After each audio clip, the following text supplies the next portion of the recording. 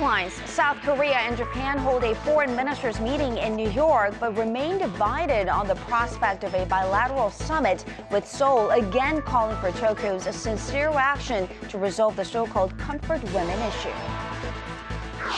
North Korea replaces the vice chairman of its powerful National Defense Commission in its rubber stamp parliament. But what's drawing more attention is the absence of its leader Kim Jong-un, who's been out of the public eye for 3 weeks.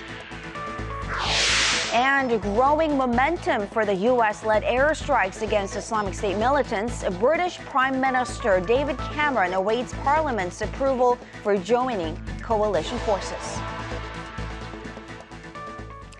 Happy Friday, everyone. Welcome to the newscast, coming to you live from Seoul. I am Kang Chery. President Park Geun-hye and Japanese Prime Minister Shinzo Abe have yet to sit down for a one-on-one. Foreign ministers of Korea and Japan held talks in New York on the sidelines of the UN General Assembly on Thursday to talk about the prospects of a bilateral summit. Our foreign affairs correspondent Hwang Sung-hee reports. Meeting for the second time in less than 2 months on Thursday, Foreign Minister Yoon Byung-se and his Japanese counterpart Fumio Kishida agreed to work on repairing their strained ties. Yoon stressed Japan's sincere efforts to heal the wounds of the so-called comfort women is essential. He expressed concerns over Tokyo's recent backpedaling on its past apologies to the Korean women who suffered at the hands of the Japanese army. Kishida reaffirmed Japan has no plans to revise the Kono Statement, a landmark apology to the comfort women that was issued in 1993. The meeting came just days after Japanese Prime Minister Shinzo Abe sent a personal letter to President Park Geun-hye, officially expressing his wish for a summit later this fall. The two diplomats are thought to have discussed the details of a possible summit in November on the sidelines of the APEC summit in Beijing. That would be the first bilateral meeting between the two leaders, as President Park has refused to meet with Abe before he apologizes for Japan's wartime atrocities. But before any summit can take place, analysts say Japan must show it's serious. To make an apology, you need to give it once with sincerity. And I think that the Korean people have come to doubt the expressions of remorse and regret from Japan because of other statements that have been made. And on the part of Korea, experts say Seoul must be ready to accept an apology from Japan when the time comes. Hwang Sung-hee, ARIRANG News. The U.S. Special Representative for North Korea policy begins a week-long trip to Asia this weekend. Glenn Davies will start off in China and then arrive in Seoul on Tuesday for talks with his South Korean counterpart, Hwang Jun-guk, before finishing up in Japan. U.S. diplomatic sources say the visits are part of routine consultations among member states of the six-party nuclear talks aimed at stopping North Korea's nuclear development. Davies will be accompanied on this trip by Sidney Seiler, the newly appointed U.S. Special Envoy for the six-party nuclear talks. President Park Geun-hye returned home this Friday following a week-long overseas trip to Canada as well as the United States for this year's UN General Assembly. Our Kwon So-ah has a wrap-up of her trip. President Park Geun-hye began her high-profile visits to Canada and New York, seeking understanding from the international community for her policies. And the presidential office of Cheongwade says she was successful in doing that. In her debut at the UN General Assembly in New York, President Park sought international support for her North Korea and unification policies. She also highlighted the gravity of North Korea's human rights abuses. At high-level meetings over global issues, including climate change, terrorism, and education, President Park promoted Korea's contributions as a major middle power and vowed to expand its role even more. Prior to her trip to New York, President Park made a state visit to Canada, where the biggest achievement was elevating bilateral ties to a strategic partnership through the signing of a bilateral free trade pact. It is Canada's first such agreement with a nation in the Asia-Pacific. The president's overseas schedule was packed, but there's just as much to do back in Seoul. The National Assembly remains deadlocked over a special law meant to investigate April's Seoul ferry disaster, and a number of bills intended to jumpstart the economy remain pending as well. Kwon So-ah, ARIRANG News. President Park Geun-hye's speech at the UN certainly did not make North Korea happy. The regime has once again slammed the South Korean leader for her remarks. In a statement on Friday, North Korea's Committee for the Peaceful Reunification of Korea says it's the first time for a head of state to throw ludicrous remarks on the UN stage and claimed it was a declaration of war against North Korea. The committee called President Park's comments on North Korea's human rights and nuclear program a serious provocation and a direct challenge to its leadership. Seoul's unification ministry calls the statement regrettable, adding Pyongyang should think about why the international community is calling for change in its human rights situation as well as nuclear program. Staying with North Korea, its leader Kim Jong-un not appearing at the regime's second Supreme People's Assembly meeting of this year yesterday is generating wild rumors about his health conditions. The last time he was seen was some 3 weeks ago. Shin Se-min reports. It was a no-show for the North Korean leader Kim Jong-un at the 13th Supreme People's Assembly held on Thursday, and the absence is fueling speculations about his health. The young leader Kim, who has not been seen in public since September 3rd, missed a meeting for the first time since he took power in 2011. Several weeks of absence has stirred up questions about Kim's possible health problems, as he has been seen walking with a limp in recent news reports released by the state media. North Korea, however, replaced its vice chairman Choi Ryong-hae of the National Defense Commission to Hwang Byung-seo, the director of the all-powerful General Political Bureau of Pyongyang's Korean People's Army. Choi, once a key confidant of North Korean leader, succeeding Kim's uncle Chang Song-taek, has been dismissed from his seat. The day-long meeting has brought together some 650 delegates to approve some of the key public policy and legal measures, along with overhauling the country's mandatory schooling and conscription systems. Shin Se-min, ARIRANG News. Now let's talk politics. Korea's ruling party says it's determined to pass dozens of pending bills at today's plenary session with or without the opposition, as not a single bill has been passed for months due to political bickering over the so-called ferry bill. But the Assembly Speaker had something else in mind. Our Ji Myung-kil has the details.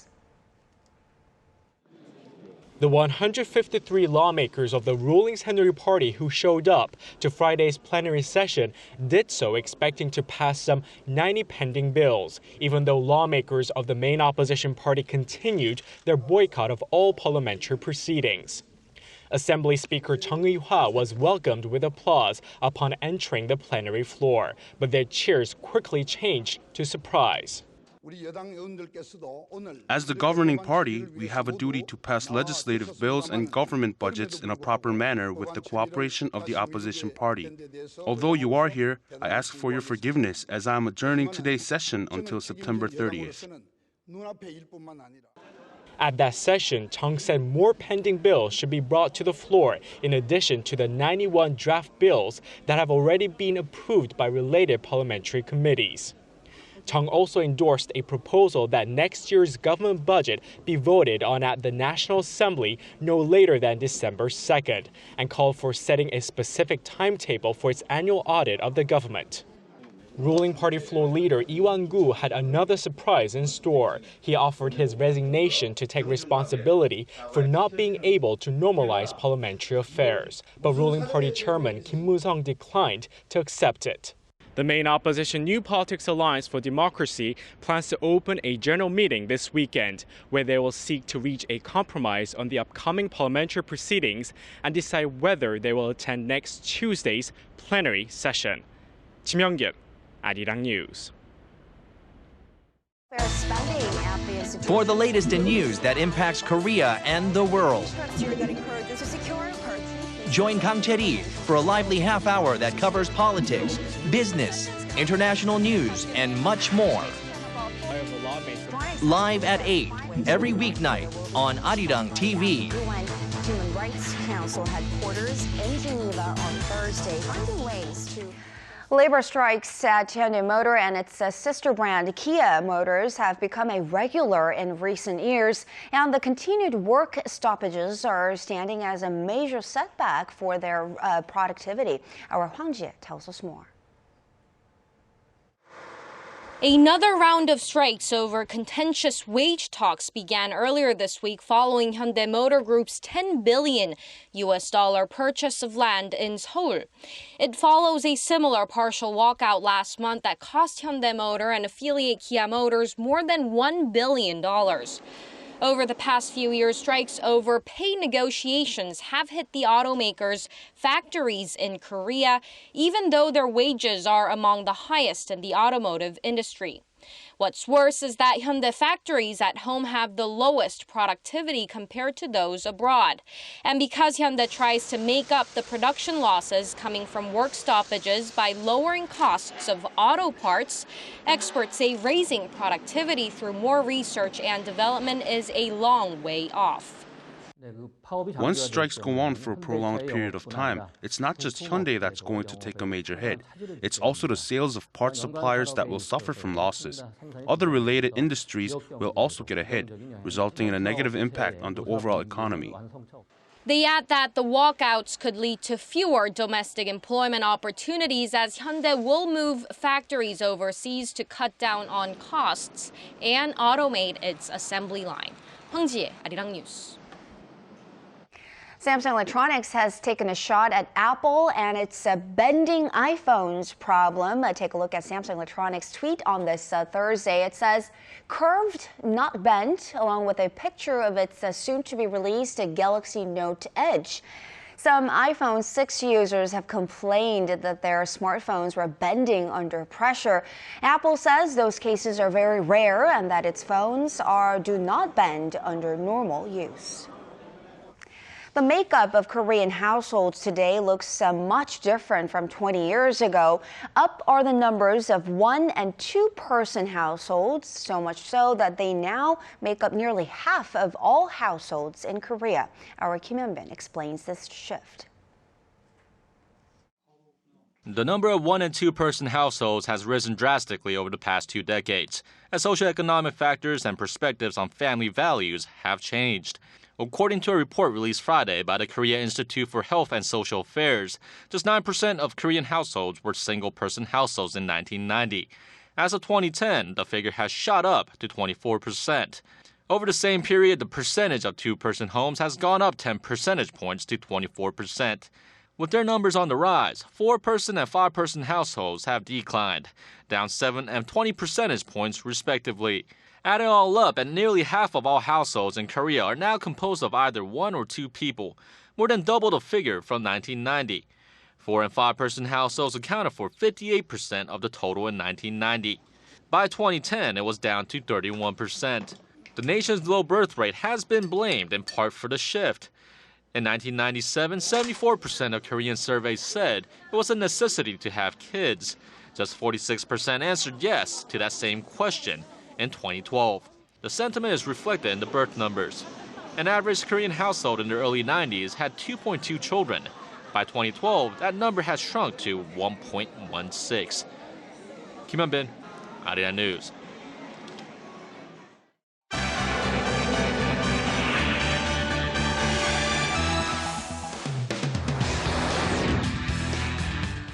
Federal authorities in the U.S. say they have identified the masked killer shown beheading Western hostages in a series of videos released by Islamic State. To tell us more, Paul is joining us from the News Center. Paul, the U.S. has been putting the pressure on this group on all fronts, from political to military action. It looks like they've now got their sights on the so-called IS propaganda spokesman.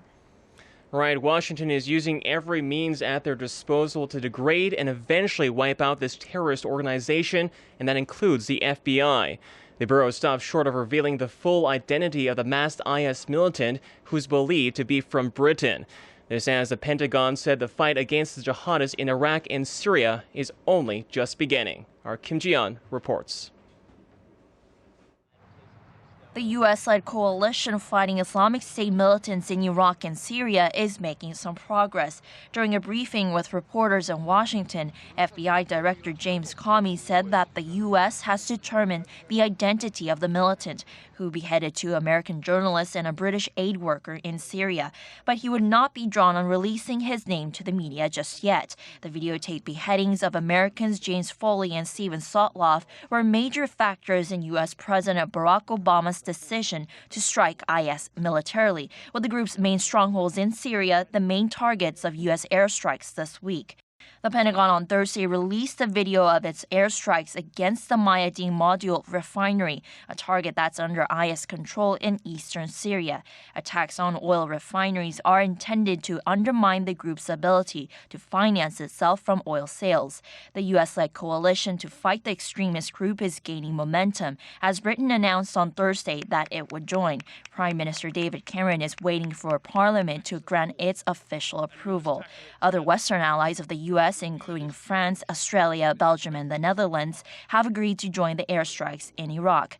But despite these developments, the Pentagon says it's too early to say whether the U.S.-led coalition is winning against the IS.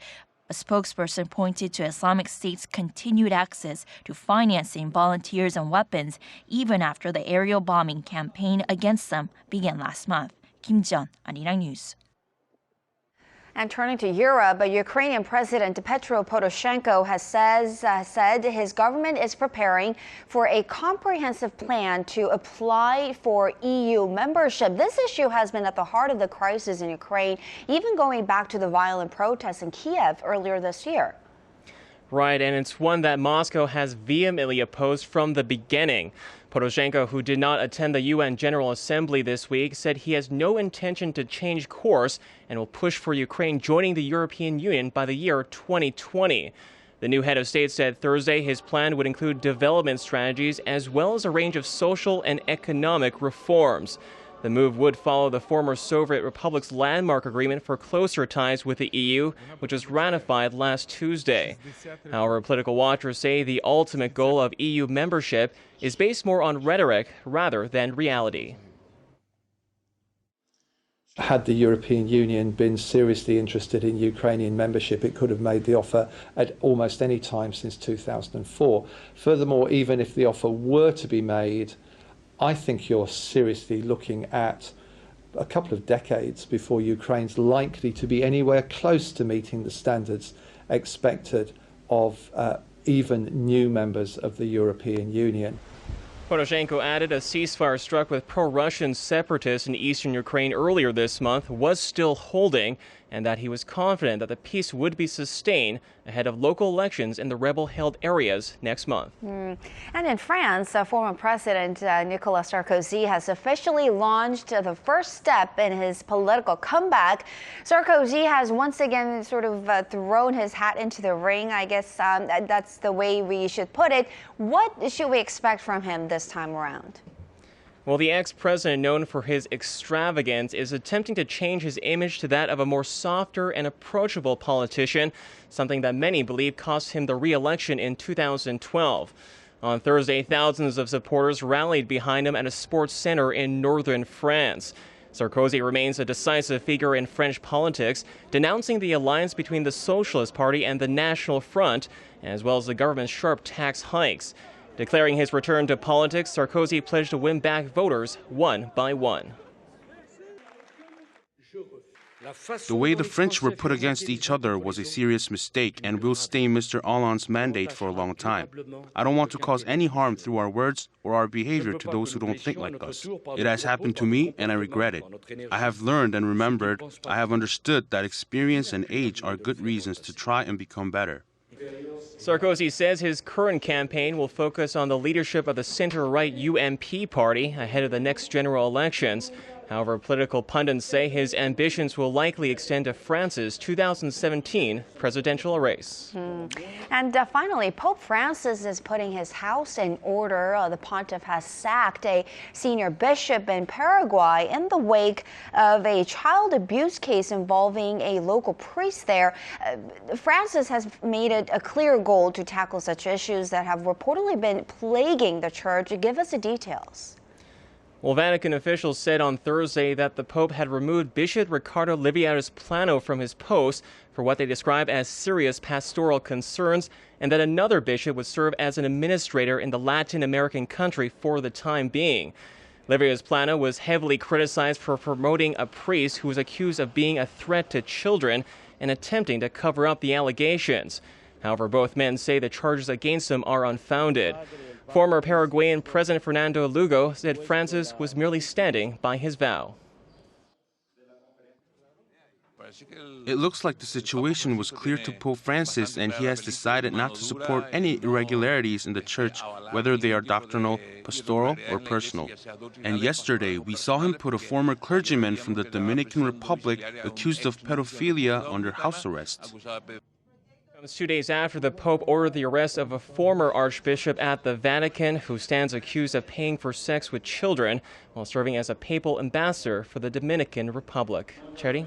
All right, Paul, we'll leave it there. Thank you very much, and we'll speak to you again in just about 2 hours.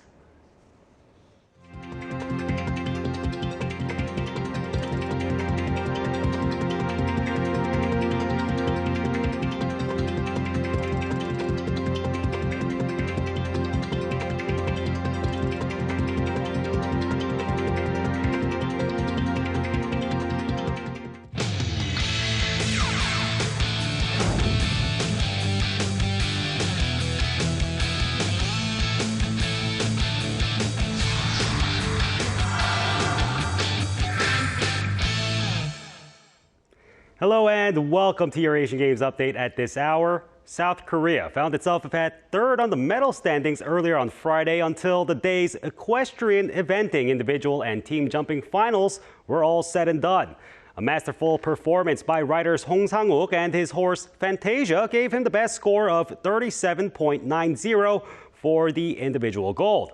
Pang Shide and her steed Thomas O'Malley II earned the bronze. China's Hua Tian sandwiched in between for the silver. Now, with those two Koreans leading the charge, South Korea was also able to gallop away with the team gold. Japan and Hong Kong followed. And over to weightlifting, Kim Min-jae grabbed South Korea's second weightlifting medal of the Games in the men's 105-kilo division, earning silver. However, it was China's Yang Jie who took home the gold. Yang only recorded 2 successful lifts, but his 186-kilo snatch and 217-kilo clean and jerk were enough to top Kim's 397 total score.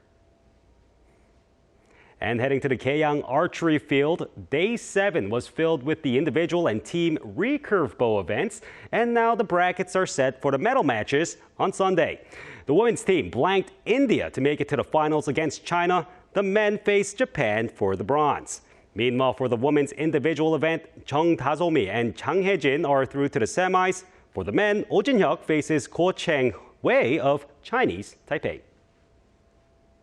And moving on, Pakistan won its first gold medal of this year's Asian Games with the women's cricket team demolishing Bangladesh 97-38. The win also marked a successful title defense for the team as Pakistan retained its women's cricket gold after winning in the 2010 Games in Guangzhou, China. Now, the men's tournament begins this weekend. And now to the pool for the final day of swimming. Park Tae-won was in action, and so was Chinese rival Sun Yang, but Japan's Kosuke Hagino emerged as the top swimmer of the Games. First up, Park and Sun met for their final heat, competing for the 1,500-meter gold, and there, Sun got the best of it, finishing first for the gold medal. Park ended up at a disappointing 4th place. And now it was Kosuke Hagino who was in the spotlight in this year's Games, blowing past these world-class athletes first in the 200-meter freestyle finals.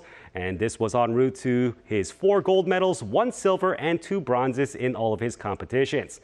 Now, this 20-year-old certainly has a bright future ahead. And meanwhile, don't forget about the women's football quarterfinals. South Korea is facing Chinese Taipei right now at Munak Stadium. Scores are level 0-0. And that wraps it up for now. This has been Stephen Che. I leave you with the medal standings. See you later.